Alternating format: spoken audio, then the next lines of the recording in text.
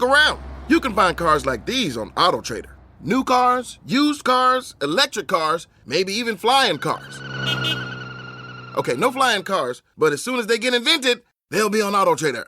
Just you wait. AutoTrader. Have you or a loved one been injured in an accident? Are you struggling to recover fair compensation? Look no further. At Phillips Law Firm, the experienced personal injury attorneys will fight for your rights and get you the justice and compensation you deserve. They handle a wide range of cases, including car accidents, slip and falls, medical malpractice, and workplace injuries. Justice is a phone call away, so don't wait. Call today for a free case review. Call 1-800-JUSTICE or visit justiceforyou.com. Yeah. I'm just saying, not sure if this is the one, but we might mention it. But 79? 980. Is it 80? 80. I'll be darned. All right. They're flashing before my eyes here. You ready? 3, 2. Now, the greatest story never told with Miles and Thrill. Oh, here we go. Welcome to episode 80 of the Greatest Story Never Told podcast.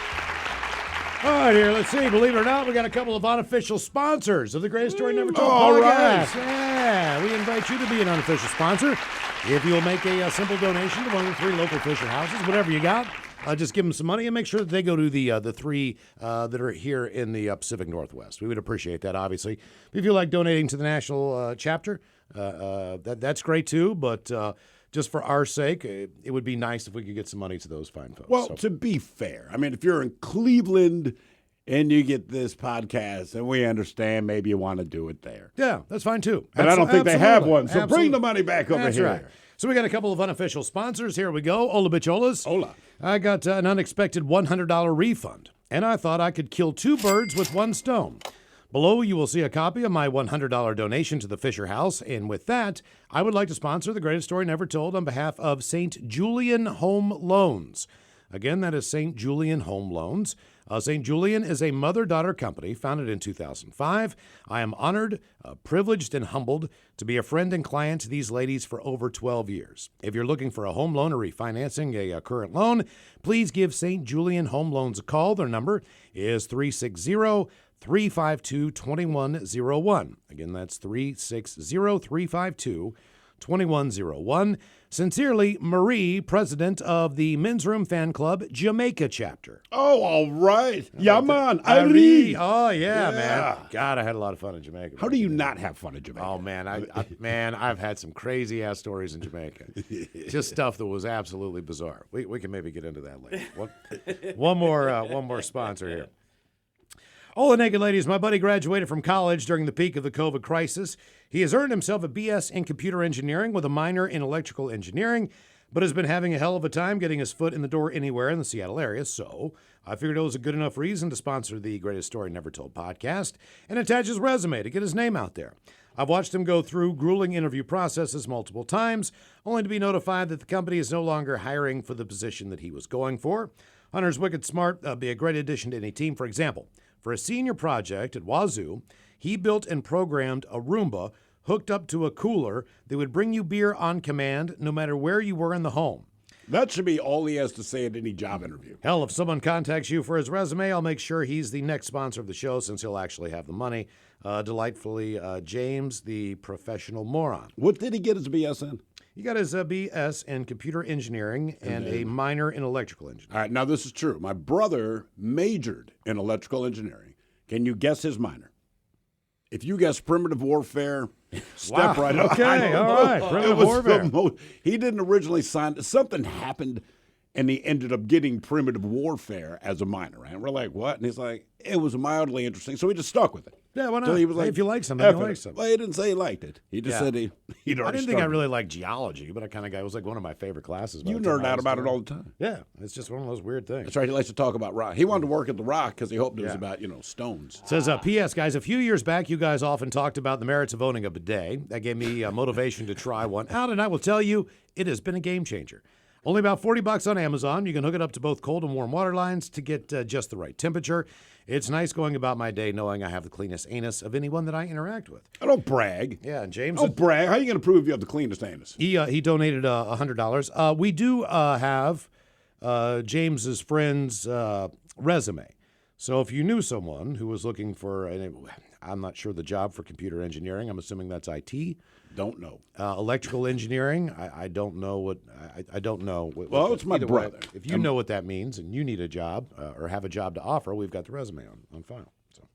I mean, my brother, he worked on Hubble, which isn't working right now. So maybe he doesn't want to use that as a brag point. Right. New Horizons, the thing that went by Pluto. He's got something that's dealing with the sun right now, I guess as close as it can get to the sun. A bunch of other crap, but that's what electrical engineering does. Makes no sense to me, but that's his gig. By the way, the primitive warfare has not come up much in his job. Oh, really? Well, NFL officiating. Now, if you happen to listen to our regular show here on KISW, we got into a conversation with a guy who called up, and he ended up ruining his 7th grade's field trip to there he is. Yeah, to Action Park. Action Park. All right. So he basically what he did was, if you didn't bring your textbook in that day, the teacher would dock you points. And he was in that actual classroom earlier in the day, realized that he did not bring his book in that day, and saw a book in the desk and said, "Hey, I'll pick this up and just show my book so they know that I brought my book in." Blah blah blah blah. Little did he know that was the teacher's edition book. So that was a teacher's book. Has all the answers in it, as you know. And her book is missing, so she's probably freaking the hell out. Either way, he got in trouble to the point where they did not get a chance to go to Action Park. Right. So what did I do last night? I watched 2 or 3 what I thought were the documentaries for Action Park. Here's what I figured out so far. Johnny Knoxville did an actual movie that was based around Action Park, and Johnny played the owner. Okay. So it's loosely based on the fact Was that their motivation to do Jackass? Yes. What we understand about Yes. Action Park, whether you knew it at the time or not, you were basically auditioning for Jackass. Right. You're putting yourself in grave danger. And one thing I found out about Action Park was there was like 6 or 7 different parks in one park. So you had Motor World, where you either got in go-karts or little simulated Formula One cars, all right? Now, what they did was they took the Governator out of these cars. Both the go-karts and the little F1 carts could go 50 miles an hour. Jesus Christ. Which is Always safe for small children. which is ridiculously fast, especially when you're watching the video of this documentary. So that was one area. They kind of had a race area. Then they had an alpine hill flume type thing, but that was basically you were in a cart. You were going down a concrete, like a trail, so to speak. But more like looks like a water slide, but it's concrete. But you're on your own little scooter sitting down. That was the first death at Action Park. The first. Was someone coming down that alpine ride.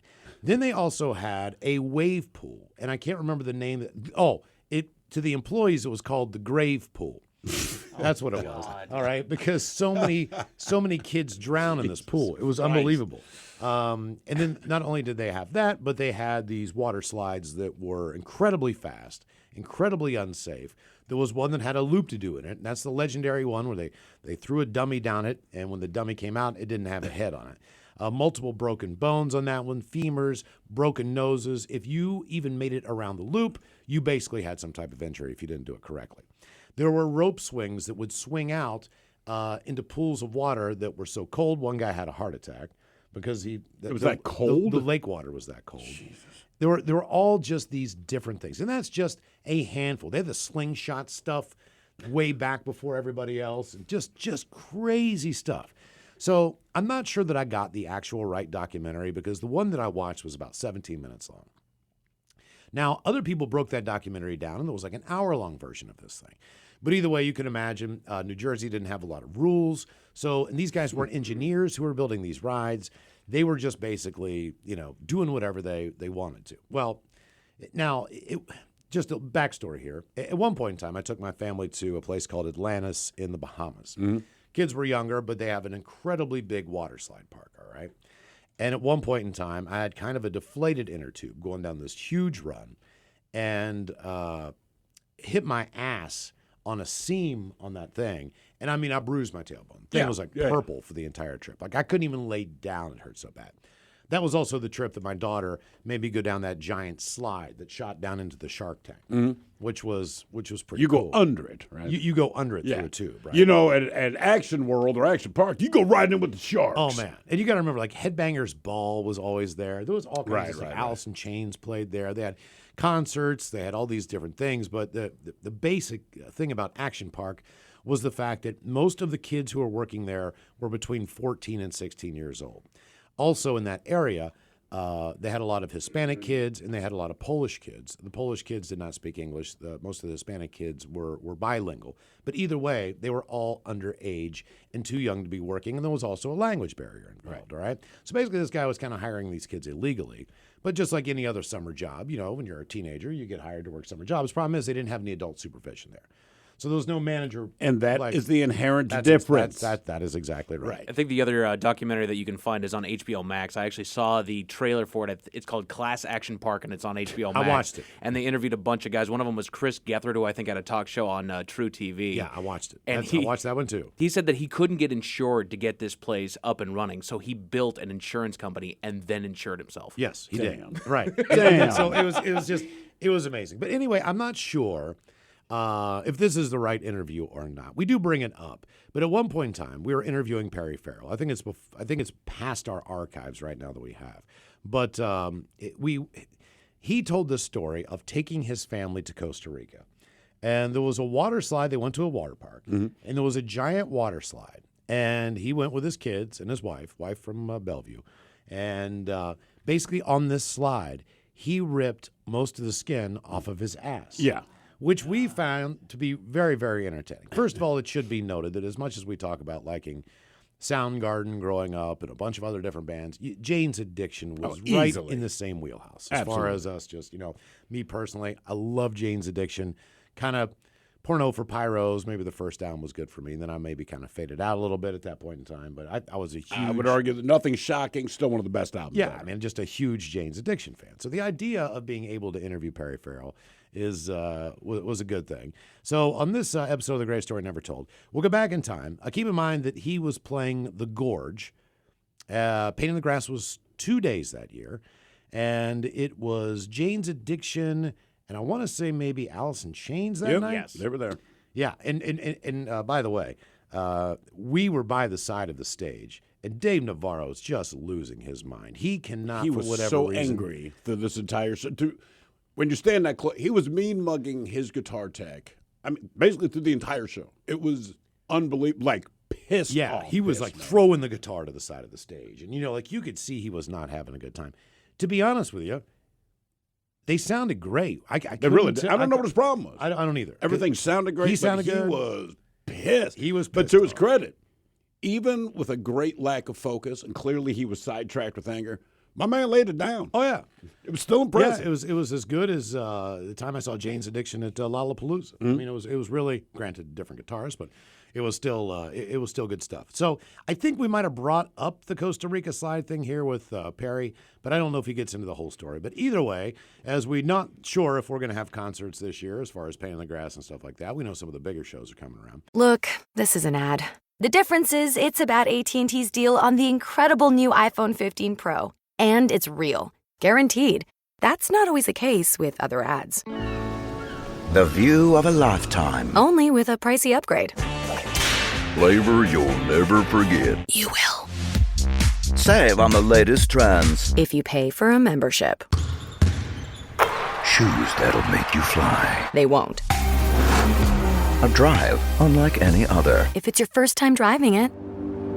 Breathe in to find inner peace. Then pay extra to remove the ads. At AT&T, we mean what we say. Everyone gets our best iPhone deals guaranteed. Learn how to get iPhone 15 Pro with titanium on us with eligible trade-in. Connecting changes everything. AT&T. See att.com/iPhone for details about the guarantee trade-in promo for new and existing customers. Available for a limited time. Terms and restrictions apply. But we want to go back in time to the interview we did. I believe this is 2013, Mike. Is that right? Yes. 2013. And this is with Perry Farrell. As we go back in time. Painting the Grass Week. It's Friday and Saturday night at the lovely Gorge Amphitheater. KISW presents the biggest pain in the grass ever. Alice in Chains Avenged Sevenfold. Jane's Addiction. Don't forget Airborne, Volbeat, Danko Jones. It is 2 big days at the Gorge Amphitheater as we beam our satellites, I believe, to rainy Boise, Idaho for the one and only Perry Ferrell from Jane's Addiction. Perry, welcome back to the program, man.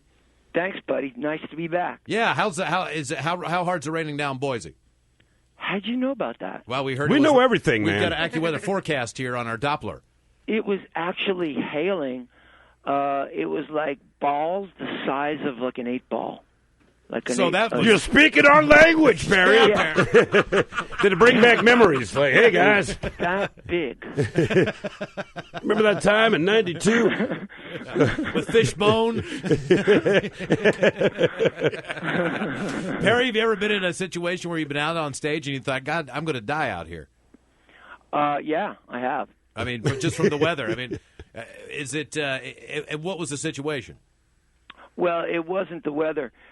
It was I was withdrawing from drugs, and they had me going out playing Chicago, and Chicago was freezing to the bone, and I needed to buy some time because I couldn't catch my breath, so I faked a heart attack. Did you do it on stage or before you went out? Yeah, I did. You should have seen the look on everybody's face. Well, I said, I'm having a heart attack. Hold on. Oh, no. I laid down, and there was this, I remember seeing this girl looking at me, shaking her head, going, no, no. You can't die. Did you try to wink at her like, it's okay, baby, I just need to... No, I just, rolled over. And Did you clutch your chest? Yeah. Okay. Did you make it Good. dramatic? Was it like Sanford and Son, like, this is the big one? Well, I went one better, flopped on the floor, and I did the fish flop and held my heart. Did they reschedule the show, or were you pretty well into it at that point? No, we were deep into it, but I just couldn't breathe. What kind of media attention did it get? It was like Perry Ferrell collapses on stage due to heart attack. Well, this was wild. This was way back. This was back in late '80s. Actually, the funny thing, the Smashing Pumpkins actually opened for us at that gig, and many years later, Billy was telling, yeah, man. We opened for you back in the '80s, and you guys kind of sucked. That sounds like Billy Corgan. It really does. Yeah, he said, but I was disappointed. Like you were rolling on the ground, you couldn't sing, and I go, well, I remember that. I was faking a heart attack. So. My bad. It happens. Perry, what you talk about coming. You're kind of detoxing yourself there, but haven't you taken a more of a balanced approach as far as substances go in your life? Are you one of those guys that can still do certain things, certain times, just like anything else? Just keep. Like for me, I cut out all of my vegetables and replaced them with heroin, and I found that it's been really heartwarming for me. But it can be a preservative. William Burroughs thought so. Speaking of preservatives, we got Pain in the Grass coming up here at the Gorge, and I hope you know this, because if you don't, we're just going to lay this on you. So there's all kinds of things that listeners have had the opportunity to win. One of them is to hang out with Jane's Addiction, as they say, in their jam room. Oh, yeah. Okay. Yeah, no, what we do is, we always warm up, Before we hit the stage, we're singing, having a good time, drinking, et cetera, et cetera. Well, wait a minute, hold on. We explained to the listeners that you and Jane's Addiction, you guys make delicious preservatives and jams and jellies. So by going to your jam room, they would have the opportunity to sample. try the jams and jellies that you make. No, I'm getting to that. Okay. And by the way, I've got this incredible THC honey that I'll lay on anybody who wins. Oh, that's nice. I won. Well, we were going to ask you that, Perry. What you're coming to Washington State for the first time since marijuana has been legalized. You got to be pretty fired up about trying it. Oh man, we were just in Montana, and Montana's legal too, right? So we, I called for a band, not a band, but the entire my staff, my backline guys, everybody. I have just put on a nice dinner for those guys to show appreciation. But after the dinner, we all went out and had ourselves a smoke, and it was really great to be able to stand out in the parking lot, laughing and kibitzing, and passing her, past the duchy on the left-hand side, and not have to worry about it. It was amazing. So, are you sure it's legal in Montana? Well, that's what they told me. I mean, because as I understand it, just Washington and Colorado. So I think you may have been there just openly.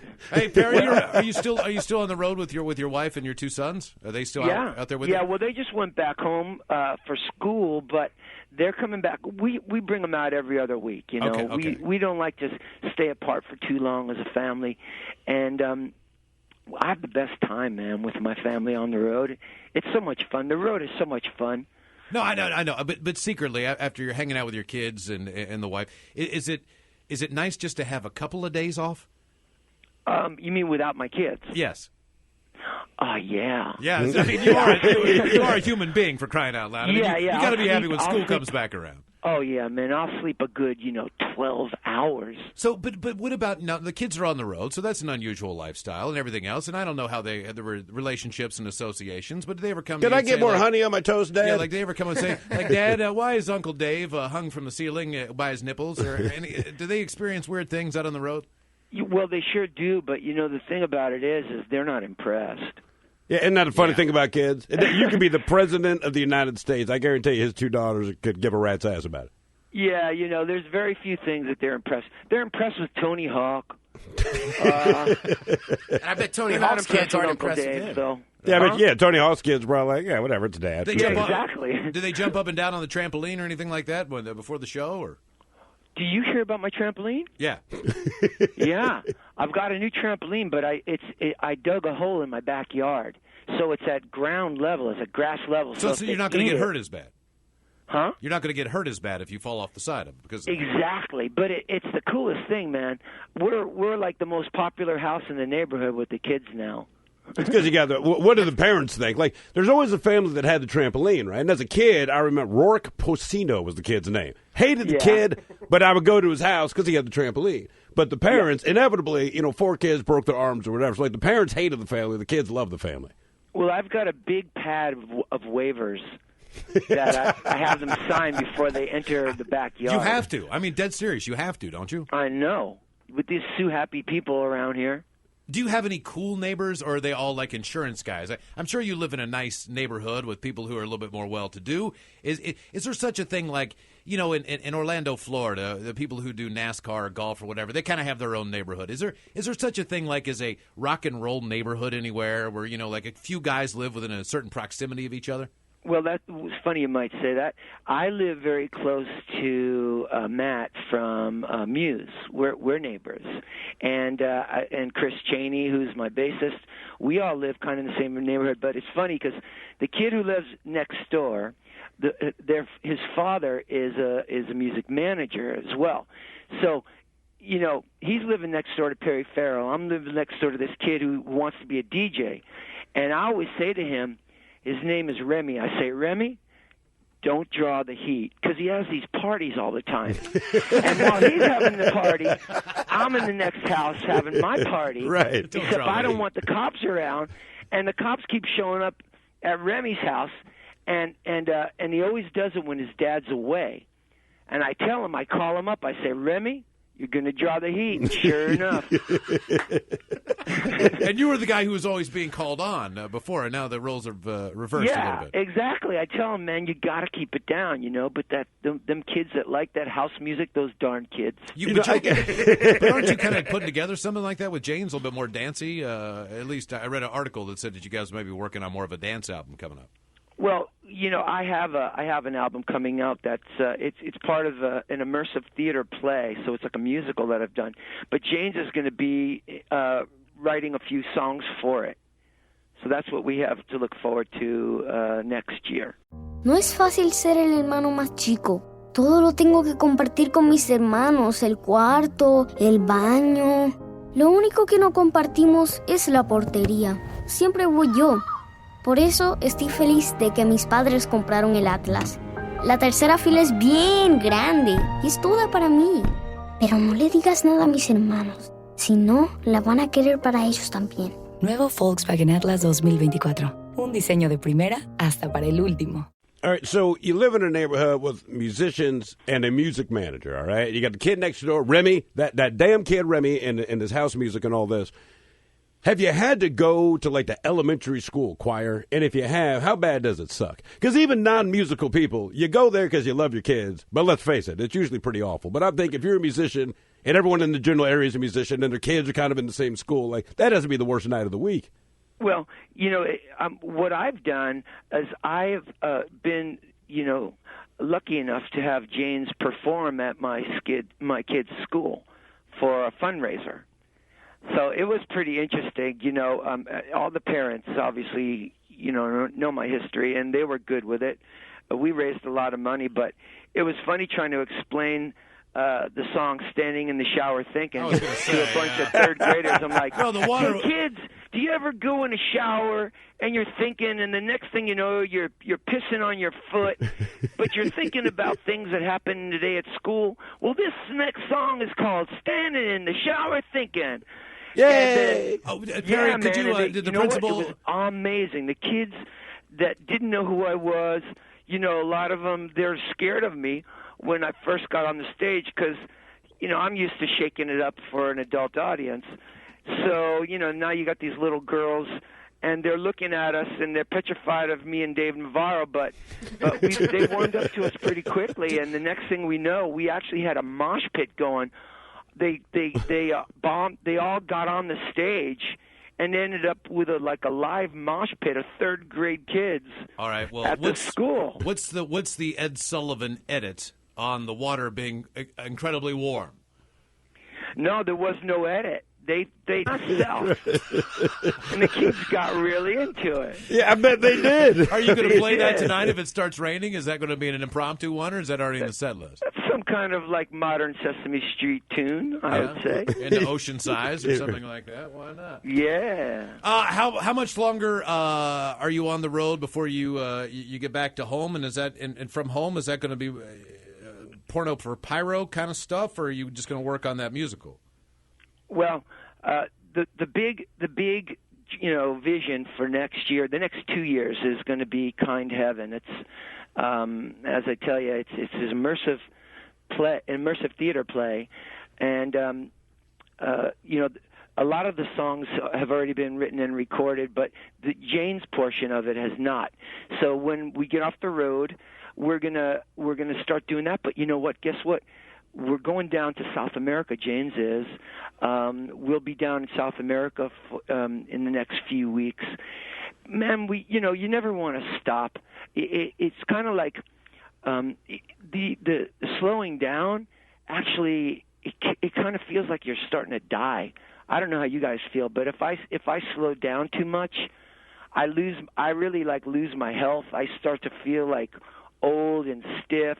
But if you actually have a heart attack, will anyone believe that it's actually happening? Not anymore. Like, we've seen this before. Yeah, exactly. I know. I'm not kidding. Hey, Perry. I'm not kidding. It hurts. Give me some honey, stat. Perry, we still get stories and emails from people who still love the story where you lost most of your ass down in Costa Rica on that giant slide. Yeah. So people always love to hear from you. Jane's Addiction, along with Coheed and Cambria, Walking Papers. We're fired up to see them as well. Duff McKagan's new band with Barrett Martin, who go out a little bit before you guys, and of course Alice in Chains. Are they behaving themselves out on the road? Well, yeah, I guess they are. They still chasing women around and everything else, but they are the greatest group of guys. I'm sure you guys have known them forever. As Alice came way out too of long, Seattle. man. Right. Way too long. We gave great them people. We gave them a care package of adult toys that they could use that simulate female body parts. Mm-hmm. Oh, so really? we're hoping that they are still using those out on the road, but apparently they're not. No, I think they're using real body parts. They've upgraded. Yeah. Perry Ferrell, we'll see you Saturday out at the lovely Gorge Amphitheater for Pain in the Grass. Thanks so much for taking the time to. Good. Hey, Sounds good, Miles and Steve. We'll see you guys out there. Will you bring us some delicious potatoes there from the fine state of Idaho? Along with that delicious. That I can bring you a nice big hail ball. All right, the size of an 8-ball. Yeah, that would be Or fantastic. I can bring you a big 8-ball the size of a hail ball. Why don't we do the latter? Yeah, and then you can bring us some of the marijuana wax Thank you so much, Perry. We'll see you in a couple All days. right, boys. We'll see you there. Yeah, man. See you, There man. you go. Perry Bye. from Jane's Addiction. That guy's awesome. He is great. He's just cool, man. Laid back.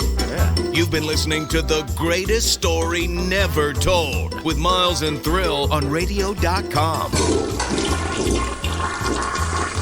Oh, man. A Double Flush production.